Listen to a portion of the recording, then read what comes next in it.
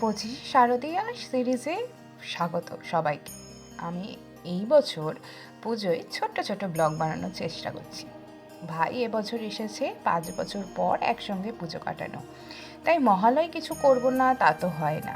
তাই জন্য মহালয়ের দিন আমরা বিকেলবেলা বেরিয়ে পড়েছিলাম বাজার করতে।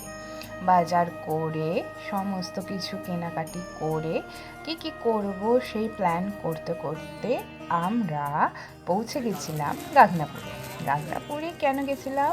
এই দেখতেই পাচ্ছ, বাজি কিনতে। চকলেট বোম, কালী পটকা, চটপটি সব রকম সব কিছু কিনে চলে এসেছিলাম মহালয়ে। বাজি ফাটাবো এবং পিকনিক করব।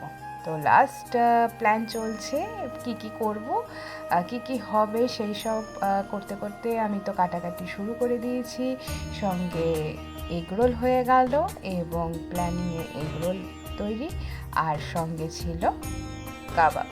তা অনেক ভেবেচিন্তে ঠিক করলাম প্লেনের মধ্যেই ঠিক আছে, কারণ গরমের মধ্যে অত কিছু খেলে ভালো লাগবে না। তাই জন্য কাবাব আর এগরোল মিলে আমাদের মহালয়ের পিকনিক সম্পন্ন হয়েছে।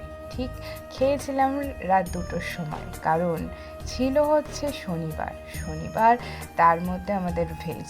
যাই হোক, আমরা সব কিছু মিলে জুলে খাওয়া দাওয়া কমপ্লিট করলাম, কারণ দেবীপক্ষ পড়ে গেছে। দেবীপক্ষে নাকি ভেজ না খেলে কোনো সমস্যা হয় না। এটা আমাদের সবারই মনের ব্যাপার, যদিও কিন্তু মনকে কষ্ট দিয়ে কি খাওয়া যায় না। তাই জন্য মহালয়ের দিন আমরা কাবাব আর এগরোল খেলাম। আর দেখো, একদম কাবাব পোড়ানো হচ্ছে, আর কাবাবটা অসম্ভব ভালো হয়েছিল। আর শুভ মহালয়া সবাইকে। অনেকটা লেট হয়ে গেল, আজ হয়তো দ্বিতীয়া, আর তবুও মহালয়া দেবীপক্ষ পড়ে গেছে। খুব ভালো করে সবাই পুজো কাটিও। সবাইকে শুভ শারদীয়ার প্রীতি ও শুভেচ্ছা। এইভাবেই আমাদের মহালয়ার পিকনিক সম্পন্ন হলো।